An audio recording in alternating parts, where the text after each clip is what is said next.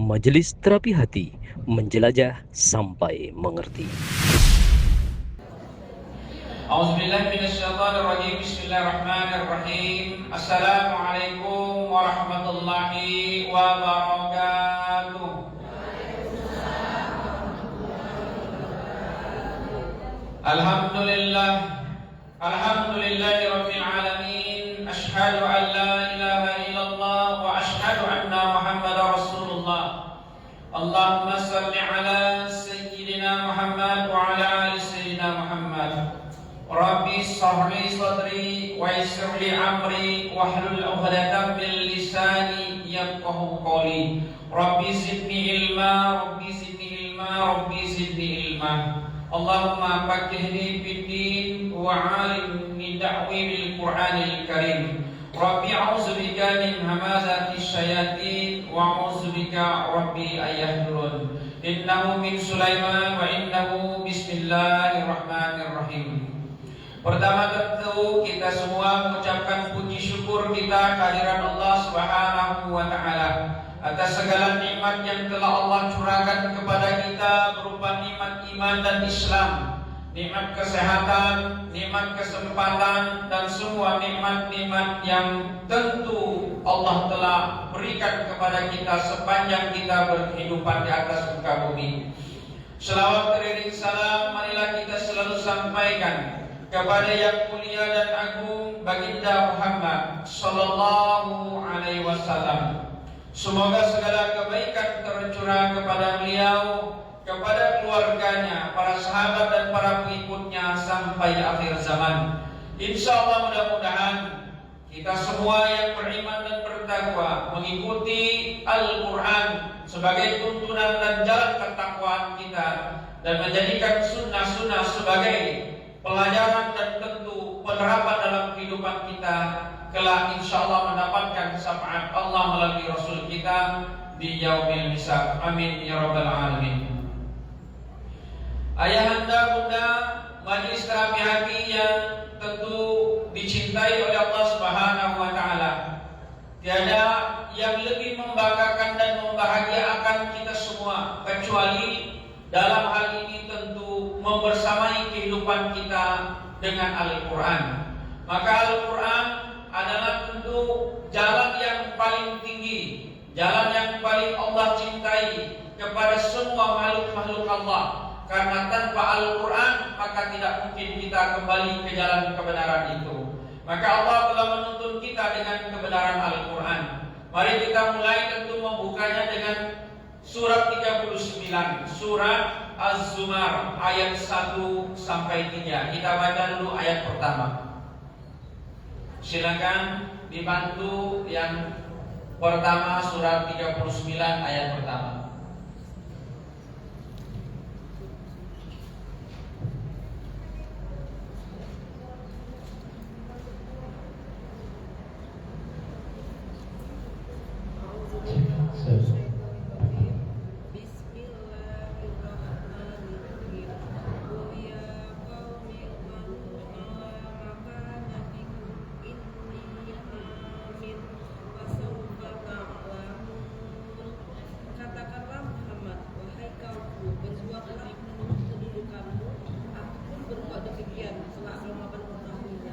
Surat 39 ayat 1, ayat 1 dan 2.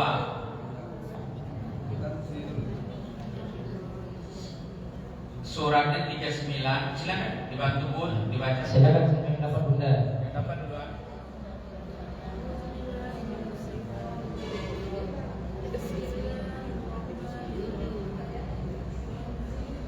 Ada yang depan bunda.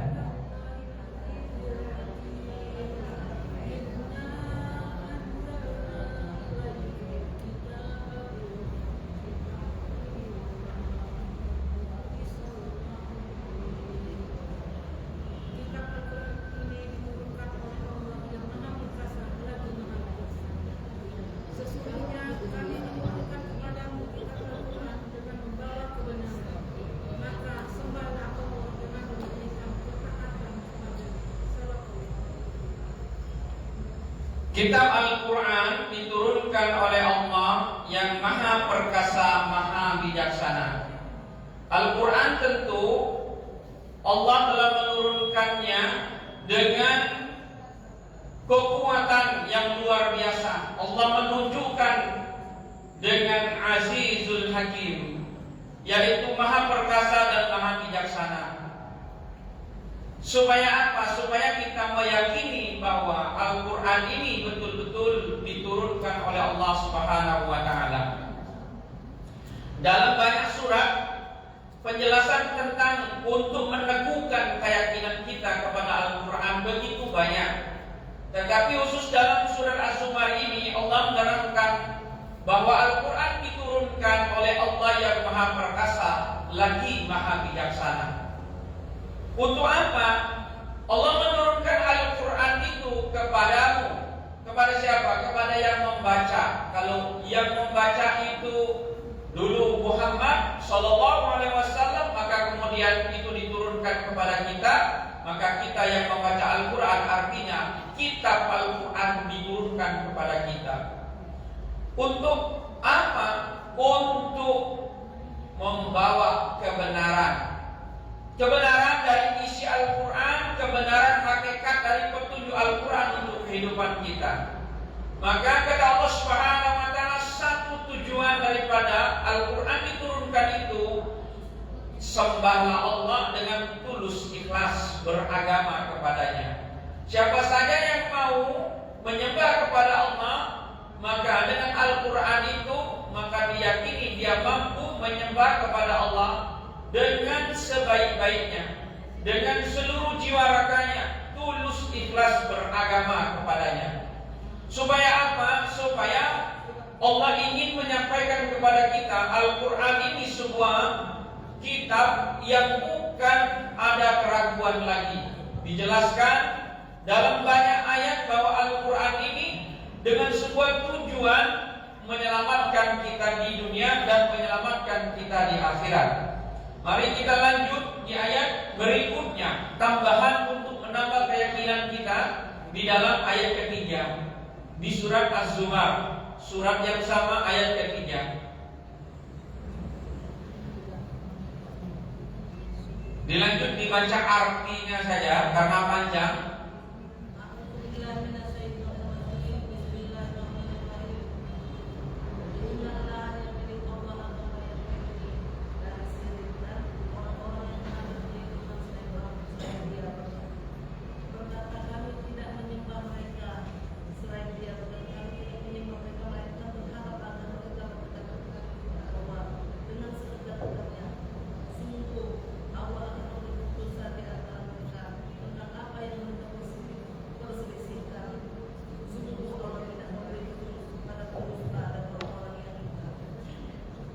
Ini rahasianya kenapa Allah sudah menjelaskan dalam dua ayat pertama. Di ayat ketiga ini, orang-orang yang diberikan Al-Quran itu Allah minta dengan Al-Quran itu jangan ada lagi sesuatu yang membersamainya itu menjadi wasilah untuk mendekatkan diri kepada Allah. Cukup dengan Al-Quran ini, maka Allah menyampaikan bahwa kalian mampu dekat kepada Allah. Tidak perlu lagi dengan wasilah yang lain.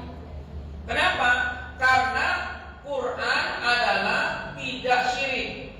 Ketika kita mendekatkan dengan cara yang lain selain Al-Quran, maka tentu itu menjadikan kita mensyirikkan Allah, menjadikan Allah itu sebagai jalan lain, sebagai perantaraan. Mungkin ada yang mewasilakan dengan orang yang sudah meninggal, ada yang mewasilakan dengan nenek moyangnya, datang ke kuburan, ya, untuk permisi kalau mau menikah mungkin ya sama nenek moyangnya.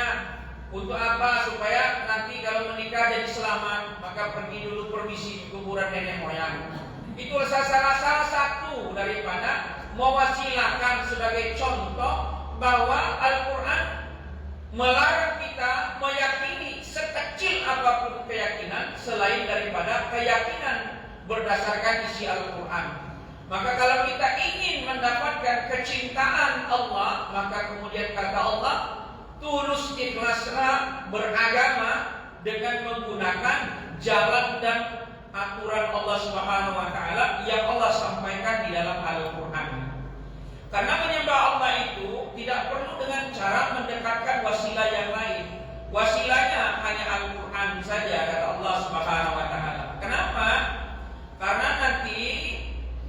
ketika kita menggunakan wasilah yang lain, banyak terjadi. Dan contoh sejak mulai Nabi Nuh sudah ada contoh, Nabi Ibrahim sudah ada contoh ketika di zaman para nabi dan rasul yang kemudian mereka menjadikan nenek moyang mereka sebagai wasilah untuk mendekatkan diri kepada Allah, maka kemudian dijadikanlah nenek moyangnya itu sebagai patung-patung dan berhala-berhala.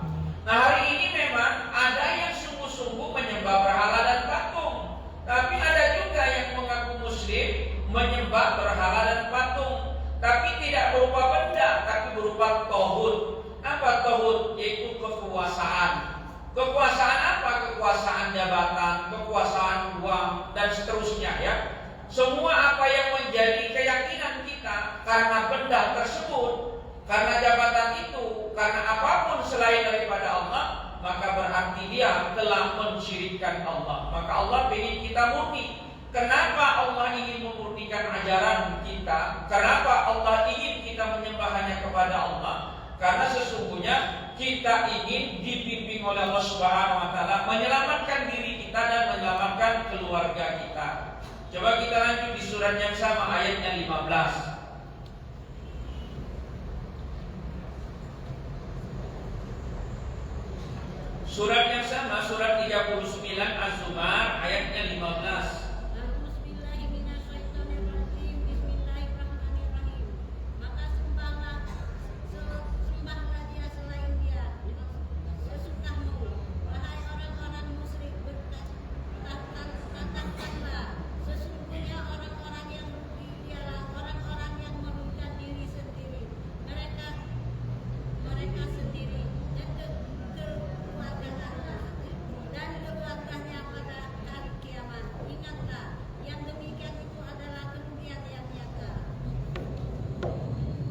Ya, kalau kalimatnya komanya nggak nyambung kadang-kadang ya, jadi nggak tepat ya. Maknanya jadi hilang ya. Allah menyampaikan sembahlah Allah, maka sembahlah selain Dia sesukamu. Ada orang-orang yang menyembah selain Allah. Allah itu nggak maksa, silakan saja sembahlah sesukamu selain daripada menyembah Allah. Itu isyarat kepada orang-orang musyrik, orang-orang kafir. Silakan saja kata Allah, tapi sesungguhnya mereka akan rugi. Karena apa? Kerugian itu sesungguhnya bukan hanya kerugian untuk dirinya sendiri. Siapa saja yang tidak menyembah kepada Allah, maka sesungguhnya dia merugikan keluarganya. Jadi kalau kita itu menjadi sosok di dalam rumah tangga yang bersentuhan dengan keluarga kita itu anak, istri, kalau istri suami, dan keluarga yang lain yang di dalam lingkungan keluarga kita, pasti punya dampak apa? Punya kerugian yang sama di hari kiamat. Kalau kita misalnya menjadi orang yang kafir, menjadi orang yang musyrik di dalam keluarga. Allah tidak melarang, tapi Allah mengingatkan bahwa kalian ketika melakukan sesuatu akan merugikan dan berdampak kepada yang lain. Ya, sebagai contoh, baru hari kemarin misalnya di Curug sana ya, joget-joget, nyanyi, akhirnya meninggal di panggung. Ya, meninggal di panggung itu sebagai petunjuk bagi kita. Sesungguhnya pilihan kehidupan kita ini mau dengan cara baik atau cara buruk, itu silakan saja. Ya, tentu pilihan kita. Tetapi kita nanti takut ketika kita meninggal, kalau kita mendekat kepada sesuatu yang tidak baik, maka takutnya kita dalam sesuatu yang nanti dikenang tidak baik. Kalau kenang-kenang orang lain mungkin anggap tidak penting, tapi kita secara pribadi akan mempengaruhi keluarga, akan mempengaruhi diri kita nanti. Azabnya pasti datang kepada kita. Nah, maka penting sekali orang kalau dia secara pribadi tidak baik, maka pasti mempengaruhi keluarga. Maka Allah mengingatkan, keburukanmu itu sesungguhnya mempengaruhi keluargamu. Ini kita semua ya, sebagai contoh. Saya sering menyampaikan, Ini pengalaman kita pribadi masing-masing. Kalau kita sudah membersamai Al-Quran dalam hidup kita, terutama ngaji mentadaburi Al-Quran, batasnya 3 bulan saja. Batasnya 3 bulan. Kalau 3 bulan kita belum menemukan sesuatu yang punya dampak secara langsung dalam kehidupan kita pribadi, kita merenung dulu, jangan dilanjut. Kenapa? Jangan-jangan ada yang salah dalam cara kita mendekat kepada Al-Quran, atau ada sesuatu penyekat, penyumbat dari hubungan kita kepada Al-Quran. Nanti kemudian Allah menurunkan lintasan pikiran kepada kita. Sebenarnya salahnya di mana? Maka Allah memberi petunjuk kepada kita. Bisa saja kita belum selesai urusan dengan suami. Bisa saja kita belum selesai urusan dengan istri. Bisa saja kita belum selesai urusan dengan anak. Bisa saja kita belum selesai dengan urusan dengan orang tua. Bisa saja kita belum selesai urusan dengan kerabat, dengan adik-beradik, kakak atau tetangga. Dimanapun pasti Allah turunkan lintasan pikiran sebagai basiro kepada kita semua, menunjukkan di mana sebenarnya kesalahan kita. Kalau kita merenung pasti dapat. Kita semua tidak bisa tahu bahwa kesalahan kita dalam persentuhan dengan Al-Quran itu di mana letaknya salah. Kalau kita belum menemukan titik mendekat ke Al-Quran, belum menemukan rasa kenikmatan. Karena itu penting sebelum kita melanjutkan. Karena apa? Karena Allah menyampaikan walaqad yassarnal Qur'ana lidzikri fahal min muddakir. Suratnya 54 ayatnya 17, 22, 32 dan 40. 4 kali Allah menyampaikan dalam Al-Quran, memudahkan bagi siapapun ingin memahami Al-Quran, mendekat kepada Al-Quran, bagi yang mau mendekat sungguh-sungguh kepada Allah. Cara kita bersentuhan dengan Al-Quran mungkin itulah yang membimbing kita benar atau salah. Nah kemudian ada efek dan dampak. Efek dampak dan lanjutannya apa? Kepada pribadi kita secara langsung, pasti kemudian kita akan menemukan hal-hal yang luar biasa. Nah tahap kedua yang kita bicarakan hari ini, tentu Al-Quran juga mempengaruhi keluarga. Keluarga ini akan dipengaruhi sentuhan Al-Quran. Kalau persentuhan dengan Al-Quran kita istri, yang dampak suami.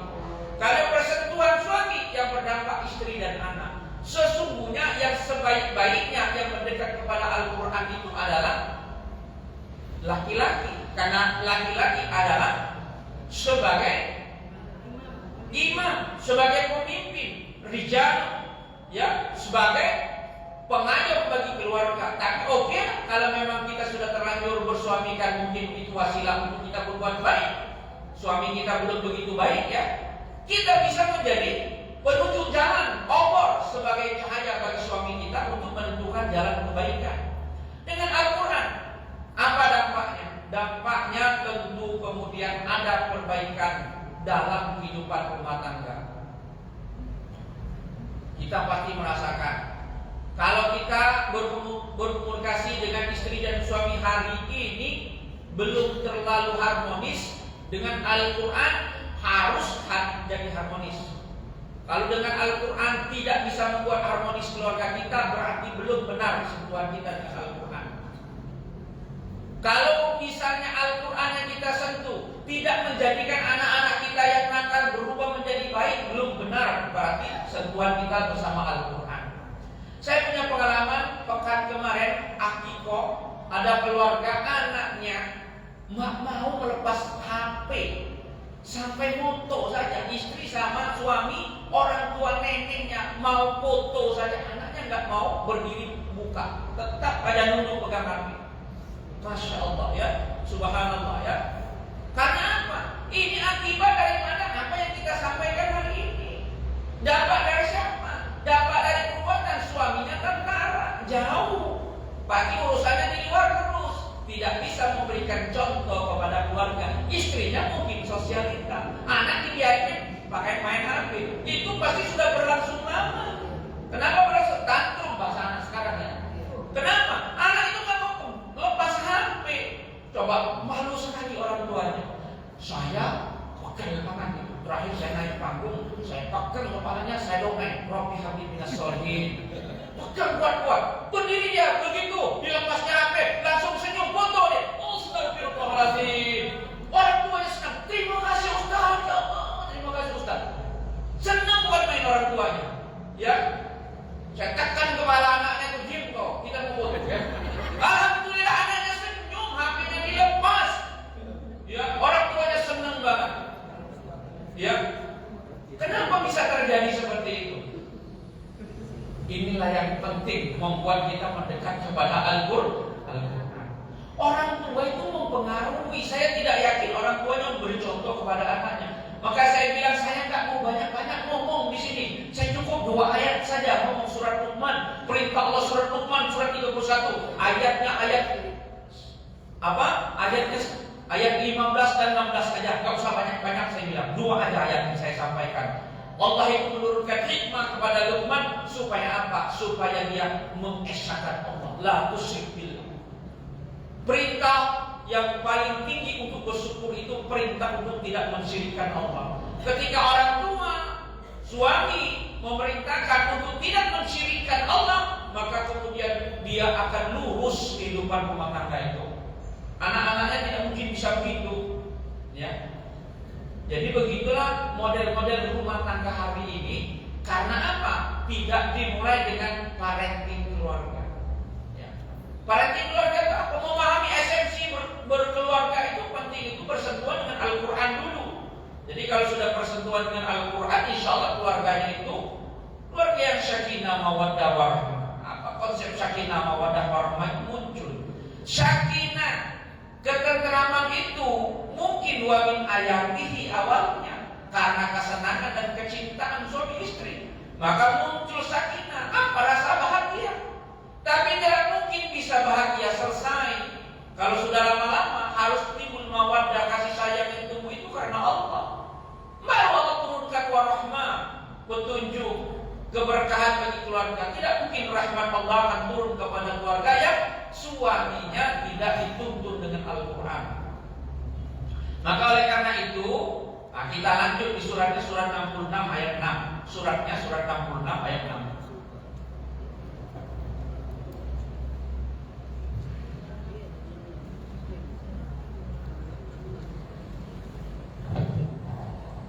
Saya bacakan ayatnya dulu. A'udzubillahi minasyaitonirrajim. Ya ayyuhalladzina amanu qu anfusakum wa ahlikum nara. Qu anfusakum wa ahlikum nara wa quduha an-nas wal hijaratu 'alaiha malaikatun ghiladun shidadun la ya'suna Allaha ma amarahum wa yaf'aluna ma yu'marun. Wahai orang-orang yang beriman, peliharalah dirimu dan keluargamu dari api neraka yang bahan bakarnya adalah manusia dan batu. Penjaganya malaikat-malaikat yang kasar dan keras, yang tidak durhaka kepada Allah terhadap apa yang Dia perintahkan kepada mereka dan selalu mengerjakan apa yang diperintahkan. Sallallahu alaihi wasallam. Tadi Allah kan di surat 39 ayat 15 memerintahkan kita kepada orang-orang kafir, musyrik silakan saja kalau kalian mau kafir ya. Nanti juga punya dampak kepada keluargamu, nanti juga keluargamu juga akan masuk golongan orang-orang yang sama karena dibawa oleh keluarga, oleh pembawaan dari keluarga. Tapi ini panggilannya ya ayyuhallazina amanu. Bagi orang-orang yang beriman, kata Allah Subhanahu wa taala, juga punya tugas yang sama, peliharalah dirimu dan keluargamu. Jadi kalau kita bicara dalam konteks dirimu, maka sekarang perbaiki diri kita dulu. Kita memperbaiki hubungan kita kepada Allah dulu. La tusyrik billah. Luruskan dulu sungguh-sungguh memohon, berdoa, meminta petunjuk, mengesahkan Allah.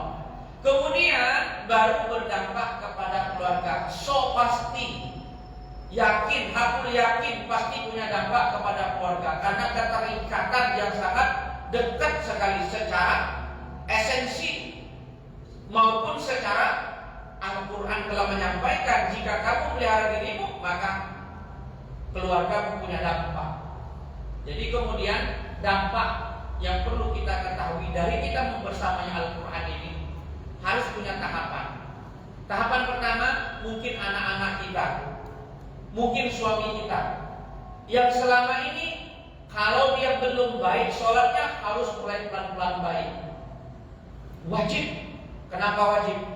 Karena nanti kita punya dampak, nanti kita cerita di ayat berikutnya surat 13 ayat 22. Ini kita bicara kenapa? Karena kalau kita ingin betul-betul mencintai keluarga kita, menjanjikan horizon, janji setia ketika akad nikah, berarti ini tanggung jawab kita juga untuk bagaimana suami kita menjadi baik. Kalau dia belum sholat, belum baik. Kalau sholatnya sudah baik, meningkat kita, jangan berhenti. Nggak cukup dengan sholat wajib 5 waktu. Kalau di zaman Rasulullah, ketika sahabat bertanya, ya Rasulullah, apa amalan yang ringan yang membuat saya bisa masuk surga? Kata Rasul, kerjakan saja yang wajib-wajib, kemudian tinggalkan yang buruk. Selesai, nggak ada masalah. Zaman dulu, zaman Rasulullah nggak pegang HP pun. Aman. Yang nanya orang Baduy, tinggalnya di gurun pasir, kerjanya itu ngurusin kambing, entok bahasa Jawa tuh ya, namanya bebek ya. Ya cuma jadi susu saja kerjanya tiap hari, nggak ada medsos, nggak ada dia melihat apa-apa. Jadi pikiran apapun nggak kacau, cukup ngerjain kerja wajib, nggak mungkin juga banyak yang ngomong kemana-mana karena tinggalnya di gurun. Tapi hari ini nggak cukup kita mengerjakan yang wajib saja. Kenapa? Banyak sekali hal-hal yang membuat kita rusak. Kita sudah ngaji saja, selintasan banyak hal yang bisa kita lihat yang tidak benar. Oleh karena itu maka kita wajib meningkatkan apa? Kualitas ibadah kita. Kalau kita tadi cukup mengerjakan yang wajib tepat waktu atau di awal waktu, hari ini kita tingkatkan. Apa yang kita tingkatkan? Tahajud. Bagi kita ingin mendapatkan makom yang lebih baik di hadapan Allah Subhanahu wa taala, enggak ada pilihan lain kecuali kita harus tahajud. Tahajud harus menjadi kewajiban kita. Kalau orang-orang ingin mencapai derajat takwa yang sederhana, bukan panggilan iman saja. Kenapa? Itu harus diazamkan. Betul-betul dijadikan hujah yang mendalam dalam diri kita untuk menyelamatkan banyak hal. Apa yang menjadi penyelamat? Banyak sekali penyelamat dari tahajud. Karena saking pentingnya tahajud itu disebut dalam Al-Quran itu 12 kali. Nggak ada sholat yang lain. Sholat wajib saja nggak sebanyak tahajud disebut dalam Al-Quran. Kenapa? Karena tahajud itu luar biasa. Pilihan bagi siapa? Pilihan bagi orang-orang yang pilihannya terbaik. Pilihannya pilihan yang paling terbaik. Nggak bisa. Kenapa? Karena dia meninggalkan lambungnya dari tempat tidur. Bukan sederhana ya. Kalau sehari 2 hari iya. Kalau istiqomah harus dijadikan kekuatan. Apa yang menjadikan kekuatan kita supaya kita istiqomah? Yang pertama adalah anak dan suami. Kalau suami, istri dan anak. Kenapa? Karena anak ini mulai tumbuh, nanti dia akan mencontoh kepada siapa? Istri, kalau kita tidak berbuat kebaikan kepada siapa? Dia akan berpegang. Begitu juga sebaliknya, istri kepada suami. Suami akan makin sayang kepada istri karena istrinya yang kokoh dan kuat, penuh kesabaran. Kesabaran tidak bisa dimiliki oleh orang-orang yang biasa-biasa saja. Banyak hal guncangan dalam kehidupan kita ini tentu membuat kita itu bisa terjatuh, kecuali kalau kita menguatkan diri dengan iman dan takwa kita kepada Allah Subhanahu wa taala. Maka cara menguatkan keluarga itu, maka diri kita harus kuat, diri kita juga harus lebih baik. Pelan tapi pasti dampak itu akan terjadi kepada kita. Kenapa? Karena ingat kata Allah bahwa nanti malaikat-malaikat penjaga neraka itu sangatlah keras. Allah mengisyaratkan dengan luar biasa. Kan Allah menyampaikan bahwa malaikat-malaikat itu mengerjakan dan melakukan perintah itu tidak kurang tidak lebih, pasti akan dia lakukan dengan sungguh-sungguh. Maka oleh karena itu kita hari ini masih punya kesempatan untuk memperbaikinya. Coba kita lihat cara sementara waktu kita untuk memperbaiki itu di surat 17 ayat 79.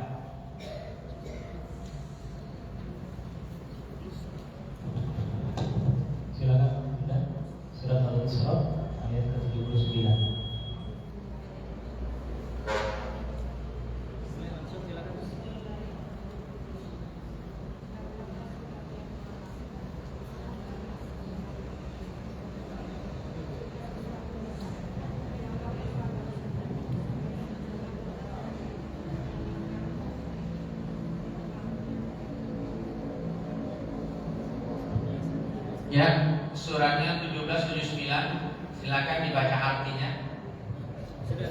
Sudah. Agak anu ya. Ya, agak lembut suaranya ya. Masya Allah ya. Pada sebagian malam lakukanlah sholat tahajud sebagai ibadah tambahan bagimu. Mudah-mudahan Tuhanmu mengangkatmu ke tempat yang terpuji. Ini kalimat yang tidak Allah sampaikan kepada orang yang sholat 5 waktunya tepat waktu. Ini kalimat punya kekhususan hanya kepada orang yang tahajud. Bagi orang yang tahajud, maka Allah menjanjikan tempat yang terpuji. Jadi kalau kita kepada keluarga punya cita-cita, punya doa, ingin membawa keluarga kita kepada tempat yang terpuji, tempat yang dimana terpuji pun. Tempat terpuji kalau di dunia nggak ada tempat yang terpuji, pasti ada celaan sebaik apapun manusia. Tapi Allah menyatakan tempat terpuji itu surga yang paling tinggi, paling minimal surga Aden. Kalau nggak dapat Firdaus. Dengan cara apa? Dengan cara tahajud. Kenapa? Karena Allah memberikan jaminan kepada orang-orang yang bertahajud itu tempat yang tertinggi itu dengan cara bimbingan selama hidup di dunia. Apa bimbingannya? Nah, bimbingannya di ayat 80. Di ayat 80-nya.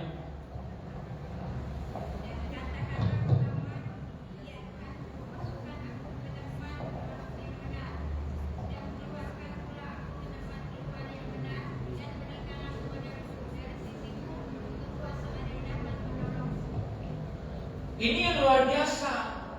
Kenapa kita mesti tahajud? Ini cara sederhana untuk membimbing keluarga kita tanpa perlu ngomong, tanpa perlu marah, tanpa perlu berkata kasar, tetapi dengan tahajud istri, suami menjadi orang yang selamat.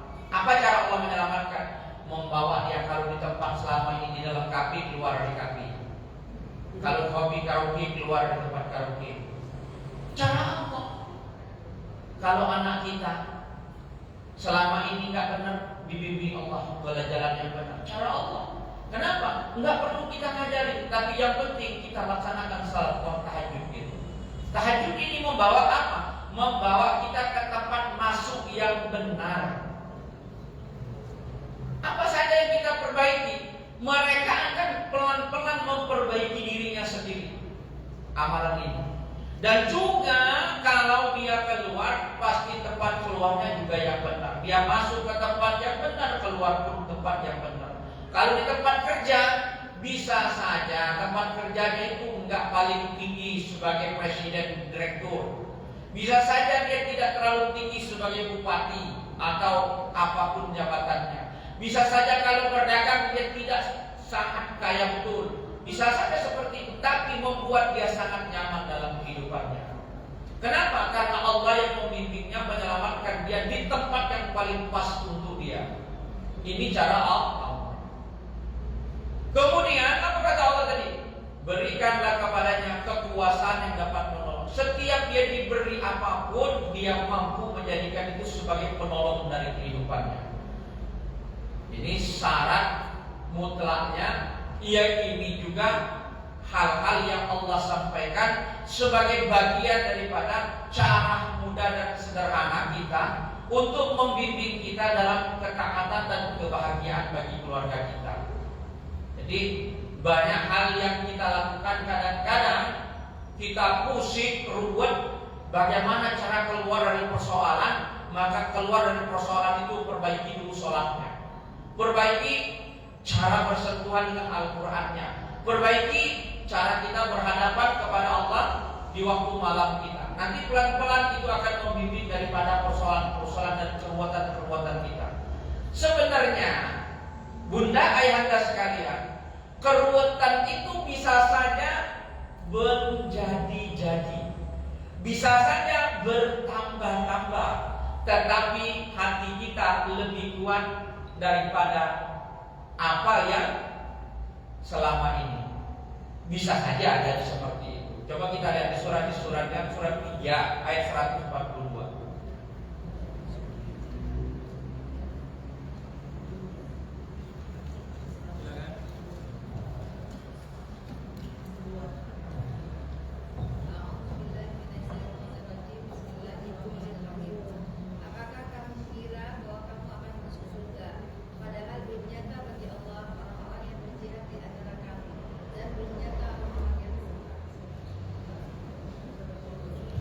Jadi tadi kita bicara, wah kalau sudah sholat tahajud aman nih, ya keluarga baik, anak baik, ya. Kita berpersepsi bisa saja seperti itu, bisa saja, insya Allah, yakin, hakul yakin akan terjadi. Tapi kemudian kita juga harus melihat, kita pengen naik kelas apa tidak, kita pengen meningkat kebaikan apa tidak, maka Allah pasti akan tambah. Tambah apa? Tambah ukuran ujiannya. Maka kata Allah Subhanahu wa taala, jangan kamu mengira kamu akan masuk surga sebelum nyata bagi Allah orang yang berjihad di antara kamu. Jadi, kalau tadi kita mulai istiqomah beribadah, hari ini bisa saja kita sudah mengerjakan itu, terus ketika Allah timpakan lagi tambahan, hati kita sudah kuat, maka kita naik levelnya bukan lagi biasa-biasa saja, menjadi jihad. Jihad itu apa? Jihad itu adalah ketika kita ditambah persoalannya, ditambah ujiannya, ditambah urusan-urusan perbuatannya, maka kemudian itu meningkat menjadi jihad. Nah, jihad ini tidak harus dengan sabar. Kenapa? Karena sabar itu adalah makanan bagi orang-orang yang ingin mendapatkan makom yang lebih tinggi lagi. Kalau tahajud sudah, mendekat kepada Al-Quran sudah, maka yang ketiga adalah jihad, yaitu orang-orang yang betul-betul bersabar. Bersabar untuk apa? Bersabar untuk mencari keridhaan Allah Subhanahu wa taala. Mari kita coba lanjut di suratnya, surat 13 ya. Ayatnya 22.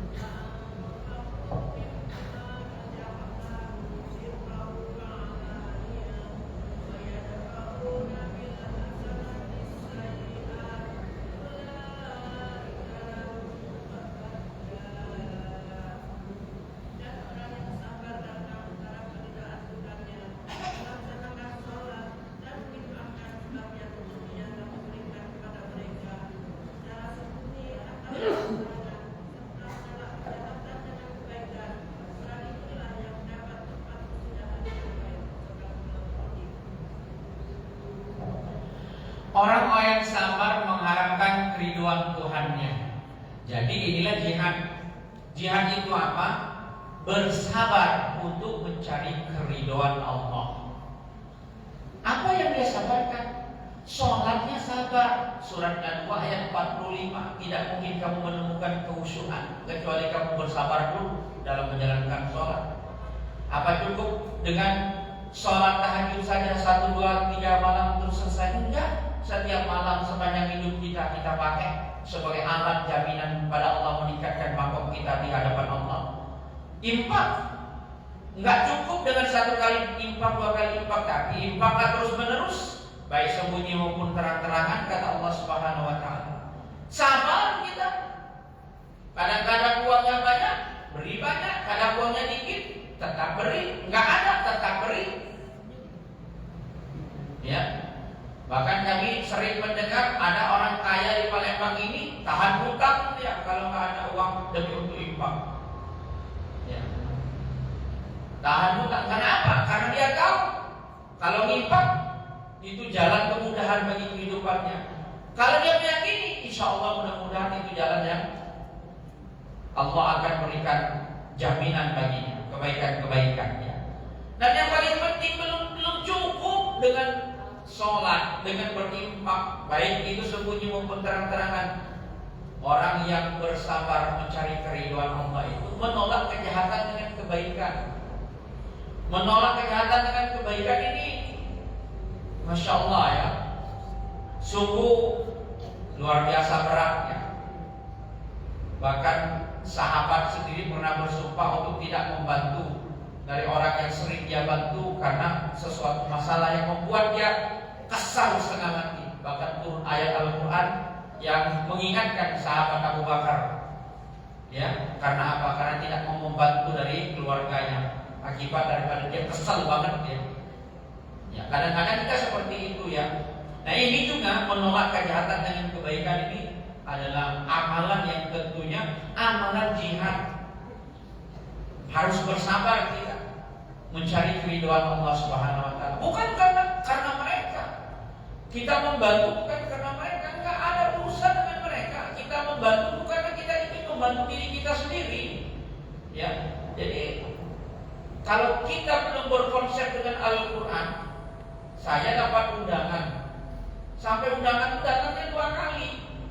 Ya, undangan acara antenan ya, entah siapa dari keluarga orang yang dekat itu ngantarin ya undangan. Saya tahu judul undangannya itu OFOT. OFOT lah, orkes musik, orkes tunggal gitu ya. Jadi saya nggak datengin. Saya kebenaran memang ada jadwal juga. Mau tidak mau ya harus datangin karena yang nikahan ini memang keluarga betul ya, dekat ya. Jadi kemarin semalam WA saya dia keluar di WA grup. Nomor WA saya blokir karena saya nggak datang. Ya. Jadi ukurannya kalau kita nggak datang berarti putus hubungan. Putus hubungan kan? Nah itu karena orang-orang menilai ukuran hubungan itu adalah ketika ukurannya adalah nafsu. Maunya dia. Kalau nggak tercapai berarti dia menganggap kita bukan lagi orang yang pantas untuk berteman. Di kalimat ini menunjukkan menjadikan kejahatan itu kamu tolak dengan kebaikan. Bagaimana mungkin dia tahu dengan kejadian saya? Saya ini bunda, mobilnya rusak. Ya, mobilnya mungkin tidak bisa dipakai. Mau tahu misalnya saya mau pick-up. Kemarin kondangan nggak bisa, mobilnya rusak. Pagi-pagi sudah saya bawa bengkel mobilnya dia, karena hari Minggu, hari akhir pekan ini tutup semua bengkel, ya, nggak bisa. Nah dia nggak ngerti bahwa kita juga nggak bisa ke sana itu karena kendala. Prasangka baik nggak sama kita. Nah kalau kita bersama Al-Quran, diajarkan dengan Al-Quran, kita selalu berprasangka baik kepada orang lain. Kenapa? Orang nggak datang, dia rezeki kita nggak datang, nggak didatangin dia kok. Betul nggak? Iya. Kenapa kita bisa meyakini itu? Karena kita sudah belajar mempersamai Al-Quran. Maka saya bilang yang paling penting itu ngaji itu adalah menginternalisasi pemahaman Al-Quran itu jangan berdasarkan nafsu. Kita berprasangka baik kepada orang lain nggak datang itu yang memang nggak rezeki kita, dia adalah hadir di acara kita. Tapi kita nggak bisa menjudge, nggak bisa menghukum dia nggak datang itu karena nggak mau datang. Tapi ada juga memang ukuran-ukuran yang harus kita paksa datang. Harus kita paksa datang, kita punya tugas di sana. Contoh, kita disuruh menjadi petugas apa? Entah itu sambutan kek, entah kita ceramah kek di situ.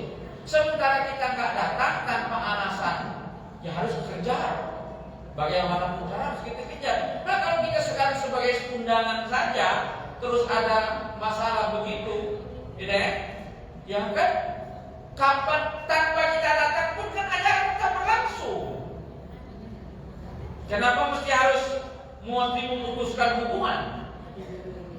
Nah, oleh karena itu kadang-kadang kita pelan-pelan belajarlah untuk menjadikan jiwa kita itu bagaikan telaga, bagaikan telaga. Ini pengalaman kita pribadi. Waktu saya menikah dulu, saya udah tok-batok wakil gubernur sambutan di acara saya. Tiba-tiba di hari H nggak datang. Katanya alasan ada rapat Jakarta. Ya, ya nggak apa-apa.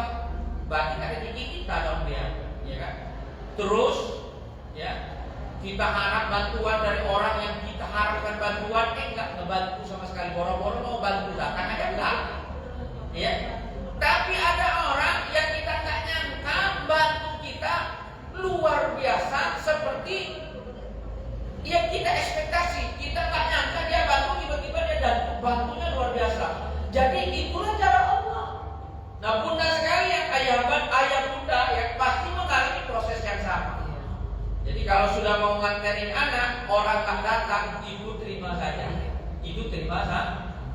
Tapi perlu diketahui, segala kebaikan kita pasti dapat kembali kepada kita. Kalau kita biasa hadir kepada acara orang lain, tanpa orang yang kita kendaki datang, pasti orang lain yang datang akan mengganti. Sangat yakin, sangat pasti akan terjadi. Karena hukum itu akan terjadi. Ini sebagai salah satu contoh. Ada teman ngomong, dia mau bikin organisasi. Saya bilang begini, organisasi apapun yang kita bikin, lembaga apapun yang kita bikin, majelis apapun yang kita bikin, itu akan menjadi istiqomah, berlangsung terus-menerus, bahkan sepanjang masa. Karena apa? Karena pendirinya ikhlas karena Allah. Mau contoh? Saya kasih contoh sama mereka. Utsman bin Affan beli kebun kurma sama sumur. Hari ini masih ada kah? Masih ada. Bentuknya berubah menjadi hotel, tapi nilainya itu berlipat-lipat. Bahkan setiap kita datang berbuka puasa mendapatkan dampak dari hasil daripada penghasilan kebun kurma Utsman bin Affan. Sampai hari ini. Kenapa? Karena yang melakukan itu ikhlas karena Allah. Organisasi, contoh ada yang disebut dengan Muhammadiyah di Indonesia ini. Organisasi paling kaya di dunia, bukan hanya di Indonesia. Aset yang lebih besar daripada kekayaan mas-mas itu, yang namanya mas-mas dari Amerika ya.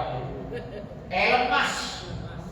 Lebih kaya dari kekayaan mereka itu ya. Kekayaan organisasi Muhammadiyah, kenapa dia bisa berdiri tahan lama?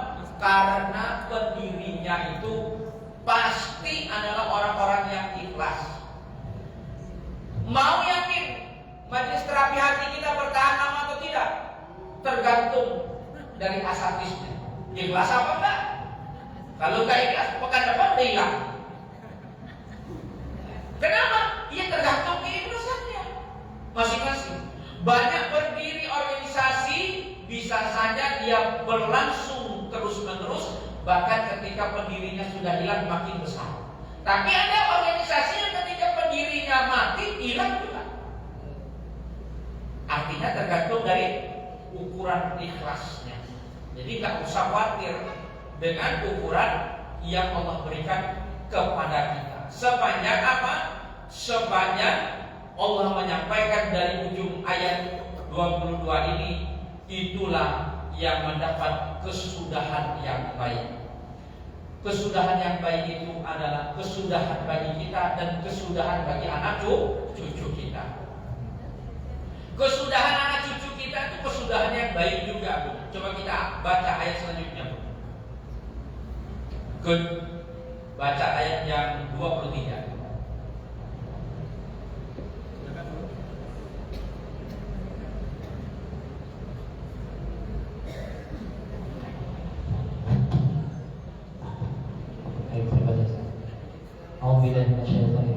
Yaitu surga-surga aden. Mereka masuk ke dalamnya bersama orang yang soleh dari nenek moyangnya, pasangan-pasangannya dan anak cucunya. Sedang para malaikat masuk ke tempat mereka dari semua pintu. Bun, surga aden itu milik orang-orang yang terikat dengan keikhlasannya tadi. Kira-kira kalau pendiri organisasi asatis majelis terapi hati ini langgeng, pasti jemaahnya juga langgeng. Kalau jemaahnya langgeng terus menerus, artinya dia akan terikat berkumpul dengan orang-orang yang sama di dalam surganya Allah Subhanahu wa taala. Anak cucunya, nenek moyangnya, bahkan garis keturunannya pun akan bergabung di sana. Betapa banyak kita melihat orang tua yang baik, orang tua yang luar biasa, maka anak dan cucunya menjadi orang-orang yang di dunia sudah nampak kebaikan-kebaikannya. Dulu ada yang namanya orang kaya di Palembang itu, kerjaannya itu bukan kerjaan yang luar biasa, tak jualan martabak. Namanya Abdul Rojak, martabak Abdul Rojak. Tapi setiap bulan puasa selalu bagi-bagi uang. Ya. Sekarang kita tanya anak cucunya kesusahan nggak? Enggak, di dunia nggak kesusahan, malah tambah banyak martabak yang namanya sama keliling. Yang penting ada fotonya, yang pegang tongkat itu pasti asli, ya kan? Ya kan asli. Artinya kan berkembang luas. Kenapa? Ini masihlah kebaikan orang tua. Sebagai contoh di dunia pasti dapat. Apa di akhirat dapat? Pasti dapat. Pasti dapat. Ini yang nyata. Yang di depan saya pun ada seseorang dekat rumah saya dulu, orang tua itu, nggak usah saya sebut namanya. Dia itu buka gerobak rokok jualan, bukan gerobak rokok, jualan makanan anak kecil yang ciki-cikian. Gerobak, numpang di tanah orang. Setiap hari kerjanya baca Quran, baca, hafal doa, baca Quran. Makin lama makin banyak doanya, makin panjang gitu. Bapak ini, saya pastikan anak-anaknya tak satu pun yang tidak punya dapat jabatan sekarang. Padahal sekolahnya, mohon maaf, asal-asalan semua. Sekolahnya namanya sekolah orang tua yang begitu ya. Tapi setelah saya cek hari ini, anaknya dapat jabatan semua. Bahkan pangkat paling tinggi jabatan di kabupaten Sekda. Orang tuanya pastilah yang membuat anaknya seperti ini. Kenapa? Karena dia nggak berhenti sambil duduk itu nungguin jualan kecil-kecilan itu. Dia tuh baca Quran, hafalan doa. Bagaimana kalau ibu yang majelis taklim seperti ini? Masya Allah. Jadi yakini saja perbuatan baik kita itu pasti bersentuhan dengan keluarga pun, punya dampak. Kalau kita mau menyelamatkan anak cucu kita, nggak usah pakai uang, nggak usah kumpulin harta. Mau kemana? Mau kumpulin harta untuk anak cucu, nggak usah. Bersama Quran saja. Pegang kuat-kuat saja Quran. Yakini dengan Al-Quran yang kita baca. Lelahlah, biarlah kita berlelah-lelah bersama Al-Quran. Ya. Bersama Al-Quran berlelah gak apa-apa, ya. Kadang-kadang naik turun kita tetap berjuang. Ketika turun, ketika kita capek, ketika kita merasa lelah bersama Al-Quran, saat itulah Allah ganti kelipatan dan menambahkan kenikmatan daripada pahalanya kepada kita. Jangan pernah kira kalau kita lagi capek lemes itu nilai pahalanya beda waktu kita semangat, beda Bu. Kalau kita semangat, kelipatannya bisa saja 1 kali lipat. Allah ganti pahalanya ketika kita lagi lesu ibadah, kita paksa, maka itu nilainya lebih banyak. Kenapa?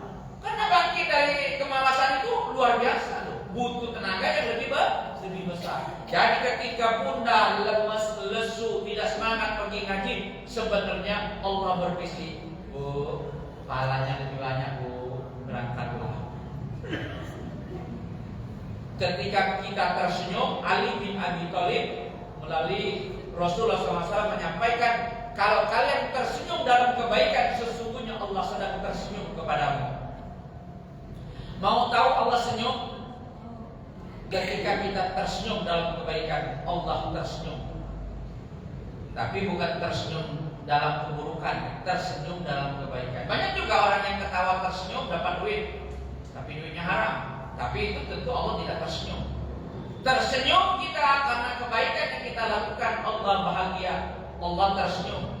Kenapa? Allah yang maha bahagia. Masya Allah ya.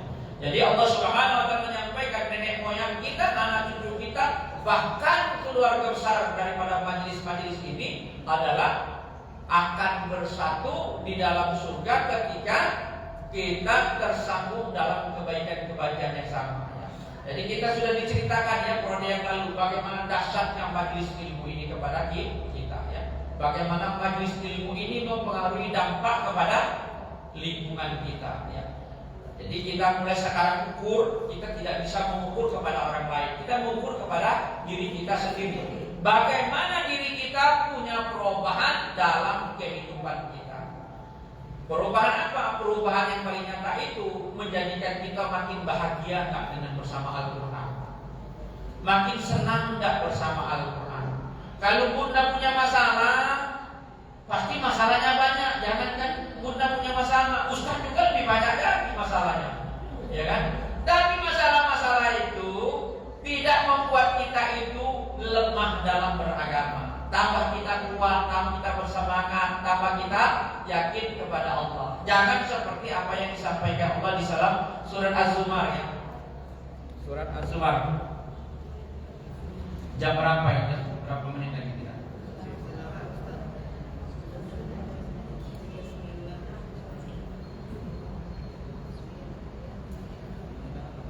Ayat 8. Surat 39 ayat 8. Surat 39 ayat 8.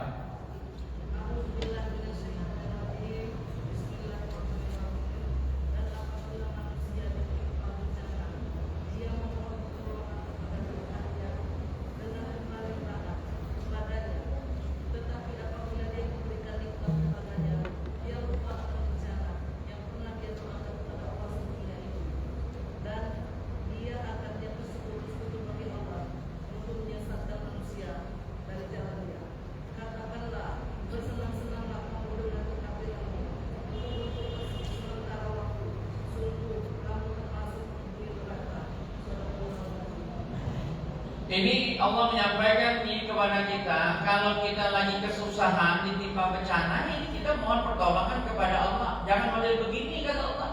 Kita kembali taat kepada Allah, ya. Tapi ketika kita lepas daripada bencana itu, udah lupa lagi kita sama Allah. Mulai lagi kita tidak taat kepada Allah. Inilah tipikal sebenarnya paling banyak manusia itu, kata Allah, ya. Hampir sebagian besar manusia itu beginilah tipikalnya. Kalau dia kesusahan, mulai dia dekat-dekat kepada Allah, minta tolong kepada Allah, berdoa, sungguh-sungguh dia berdoa. Saking sungguh-sungguhnya nangis dia, ya, karena penderitaannya. Itu manusia.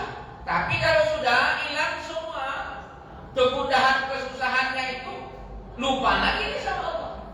Nah, Allah tidak menginginkan yang begini. Maka Allah itu lebih mencintai yang sedikit tapi istiqomah. Tapi bukan yang banyak tidak dicintai. Allah tentu lebih dicintai, tapi yang istiqomah. Jangan mentang-mentang yang sedikit istiqomah, ya sudah baca Al-Quran 1 ayat saja. Ya istiqomah yang penting kan. Ya, terus tahajud ya cukup 2 rakaat saja yang penting istiqomah. Enggak. Yang disebut meningkat itu iman kita betul naik turun. Tetapi ketakwaan kita enggak boleh naik turun. Enggak boleh naik turun ketakwaan kita. Enggak ada ketakwaan naik turun. Bukti ketakwaan enggak boleh naik turun itu Allah sudah kurung kita. Ya, coba lihat kita suratnya surat 59 ya. Ayat 18 ya.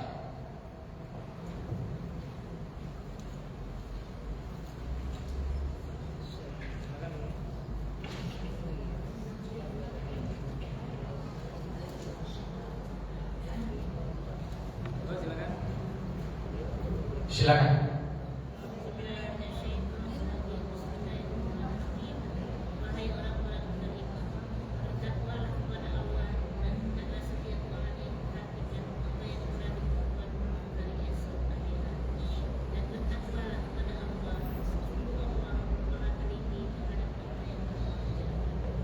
Berapa kali Bundin sampaikan takwa? 2 kali ya.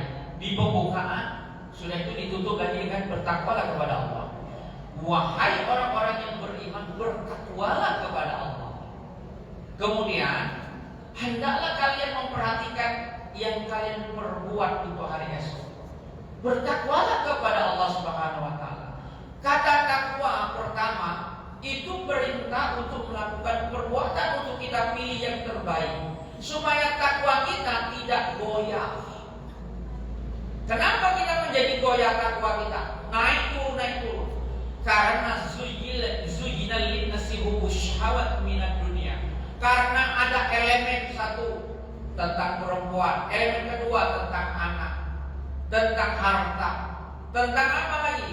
Tentang apa yang kalian cintai. Itulah yang membuat elemen kita menjadi takwanya turun. Makanya kata Allah, perhatikan yang kalian perbuat itu, adakah elemen yang membuat setiap yang kalian lakukan itu punya dampak kebaikan untuk akhirat? Bukan tidak boleh dunia tetap boleh, tetapi adakah punya dampak untuk akhirat? Maka kalau kita melihat keundangan sekalipun, kalau keundangan itu kira-kira di situ banyak maksiatnya, nggak perlu kita datang. Kenapa? Ya banyak maksiatnya. Sudah dipastikan banyak maksiat, ngapain kita datang? Ya. Jadi hal-hal yang menurut kita ukurannya itu silaturahim, ada yang mengatakan itu kebaikan, tetapi kalau di dalamnya ada maksiat, kita tinggalkan. Kenapa? Kita tidak memilih hal-hal yang subhan atau meragukan. Inilah elemen yang membuat kita menjadi takwa semakin meningkat. Lihat contoh para ulama atau para sahabat, atau lebih tinggi lagi Rasul dan para nabi. Kira-kira iman mereka itu naik turun nggak? Iman naik turun, iya. Ketakwaan tetap dijaga sehingga dia nggak pernah turun-turun, terus meningkat. Kenapa? Karena elemen di tengahnya adalah setiap perbuatan dia memilih dan memilah. Karena ditutup kata takwa di pembuka dan penutup. Setiap pekerjaan kita, langkah kita pikirkan, punya dampak nggak untuk kebaikan saya, untuk akhirat? Kalau nggak punya dampak, nggak usah kita lakukan. Kalau nggak punya dampak, nggak usah kita kerjakan. Maka setiap kita melakukan itu, akhirnya Allah menuntut kita dalam setiap perbuatan menjadi kebaikan ke kebaikan. Coba kita sekali-sekali, mulailah nanti habis sholat isya, sebelum ditutup, mau kita tutup sholatnya sholat qobliyah ba'diyah, setelah itu mau tutup kita witir. Kalau saya biasa witirnya setelah isya, kadang-kadang kalau nggak sempat mungkin setelah tahajud. Tapi biasa saya tutup setelah witirnya, lebih aman setelah isya. Baru kita duduk, sudah itu kita merenung dan kita sujud kepada Allah, bersyukur. Setelah itu kita renungkan sehari penuh dari pagi subuh sampai malam kita melakukan banyak maksiat atau banyak kebaikan. Renungin satu sebelum kita selesai sujud. Kalau yang kita lakukan itu baik, terima kasih ya Allah. Kalau yang perlu, ampuni aku ya Allah. Ampuni aku ya Allah. Berapa banyak kita bermohon ampun, berapa banyak kita bersyukur kepada Allah, terima kasih atas perbuatan kita hari ini. Itulah yang disebut dengan menutup dengan takwa. Jadi mengunci setiap perbuatan kita itu dengan nilai esensi takwa dalam kehidupan kita, yang sesuai dengan surat 59 ayat 18 ini. Takwa, perbuatan, takwa lagi. Kenapa? Karena itu tidak mungkin kita bisa pasang naik, pasang surut. Kalau orang mau kadang iman naik, kadang iman turun, enggak mungkin kalau kita terus sungguh-sungguh membersamai diri kita dengan Al-Quran. Kenapa? Allah tidak akan menjaga orang yang berlepas diri dari Al-Quran. Siapa saja yang berlepas diri? Orang-orang yang meninggalkan Al-Quran dalam perbuatannya. Mau minum kita, pasti ada cara yang diajarkan Rasul. Mau ke kamar mandi kek, pasti ada cara yang diajarkan Rasul. Mau pakai baju kek, ada cara yang diajarkan Rasul. Melepas baju kek, ada cara kayak diajarkan Rasul. Naik kendaraan, ada cara. Megang kendaraan, ada cara. Nginjak gas, ada cara. Setiap perbuatan kita itu tidak lepas dari aturan-aturan yang Allah telah tetapkan kepada kita. Jadi tidak ada yang luput. Sempurna sekali Al-Quran mengajarkan kehidupan kita. Maka kemudian tidak mungkin kita akan berlepas kepada apa yang Allah ajarkan, ya. Maka oleh karena itu, mari kita, kata Allah, sungguh Allah Maha mengetahui apa yang kamu kerjakan, ya. Mungkin ada waktu sedikit, kita mau ditutup dulu sebelum tanya jawab. Baik, bunda-bunda yang dirahmati Allah, silakan bagi bunda-bunda yang mau berdiskusi tentang materi yang sudah disampaikan oleh guru kita Ustaz Rusam tadi. Boleh, silakan Ustaz. Mic-nya nggak nyampe, punya agak dikeraskan saja suaranya ya.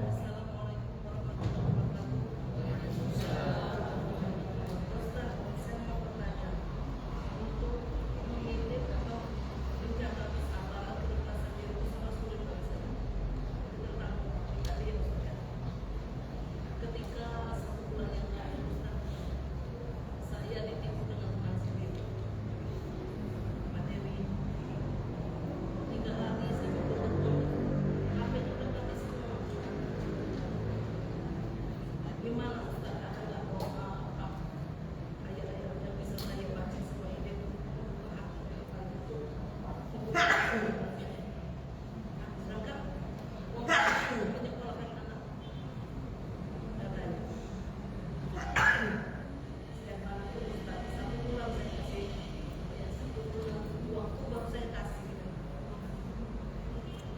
Coba baca di surat ini Bu, surat Al-Kautsar.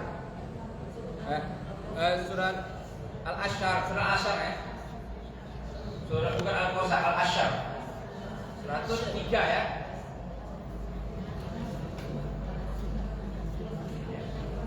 Satu sampai 3.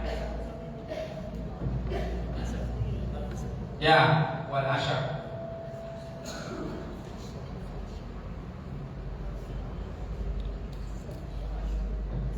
Silakan kemudian yang bertanya dia untuk dibaca. Dibaca. Surat Al-Asr, surat ke-103 ayat 1 sampai 3. Surat 103, 1 sampai 3.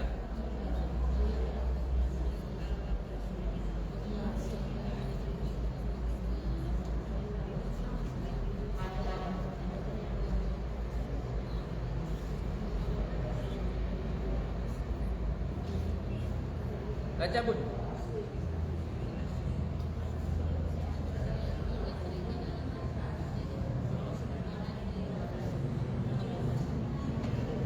Ya.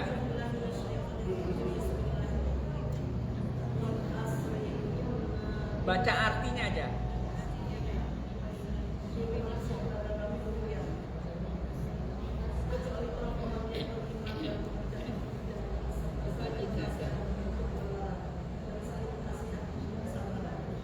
Ya. Jadi demi masa tidak ada sesuatu itu pun yang tidak akan selesai. Tapi selesainya dua. Selesai tanpa penyelesaian. Selesai tapi berdampak dengan nilai-nilai dari kehidupan kita. Boleh. Setiap sesuatu itu pasti berlalu. Setiap sesuatu pasti berlalu. Maka Allah bersumpah demi masa. Semua segala sesuatu ini yang ada pasti akan menjadi tidak ada kembali. Caranya, sungguh manusia itu dalam kerugian. Siapa yang rugi? Ketika waktu berlalu dia tidak manfaatkan. Caranya yang ketiga adalah orang-orang itu saling nasihat-menasihati dengan kesabaran, saling menasihat dengan kebenaran. Nasihat pertama itu adalah dengan cara menetap kepada kebenaran. Sampaikan sebaik-baik yang kalian sampaikan itu Al-Quran. Arti tugasnya itu orang itu beriman, sholat. Orang itu berbuat kebajikan, lakukan kebajikan. Yang paling penting terus ngaji. Nggak usah dipikirin, pasti akan hilang. Pasti akan hilang karena Allah pasti bersumpah demi masa. Segala sesuatu yang ada pasti akan menjadi tiada. Yang tiada menjadi ada karena masa. Tetapi